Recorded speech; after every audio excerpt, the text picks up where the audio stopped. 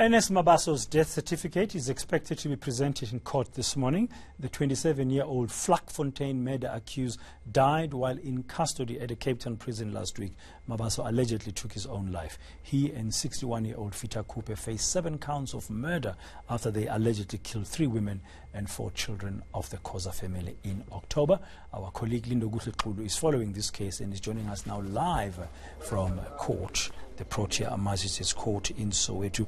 Lindo Gutlekulu, what should we expect will take place in court today?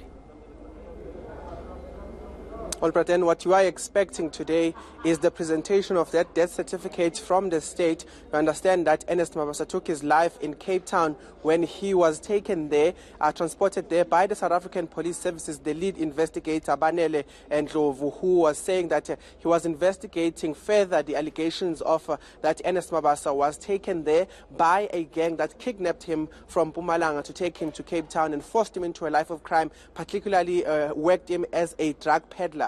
But during that investigation, we understand that when he was taken there from Krugerstop, that he had taken his life. But of course, we are expecting more details around that because we understand that IPID is investigating this matter in terms of how Ernest Mabaso had passed on. But what we understand, of course, from the state is that he took his life. One other thing that they told us was that it's quite an unfortunate thing. But moving forward now, Praten, to the case today, we understand that after the presentation of that death certificate, we are expecting more details about how he died, and of course we are expecting that the post-mortem would be done and that shed some light as to what exactly happened to Ernest Mabaso, but more so what the lawyer Langman, or lawyer of Fita Kupe, the 61-year-old who still remains in custody. We understand that he will be arguing that the evidence provided, key evidence rather, provided by Ernest Mabaso during the bail application, saying that he indeed killed all of those people in Vlakfontein. But what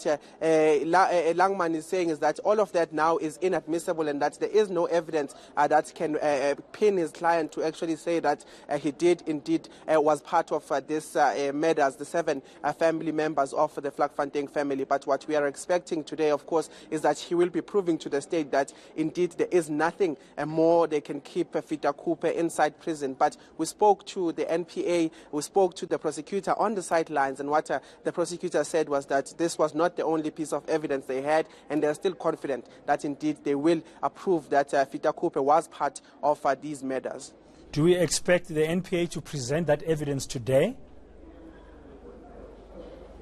We're expecting Langman, the lawyer for Fita Kupe, the 61-year-old, to be the one to start deliberating on how this is inadmissible evidence and how there isn't any other piece of evidence that can link or implicate Fita Kupe to the murders of the Vlakfontein family. But we are not expecting the National Prosecuting Authority to actually present their case. We understand that this will be on another day when the investigating officer is available to be in court. But today we understand the investigating officer is in the High Court for other matters. But what we are expecting is Langman, the lawyer for 61-year-old Fita Kupe, to be the one to present a case saying that this evidence provided by Ernest Mabaso is inadmissible.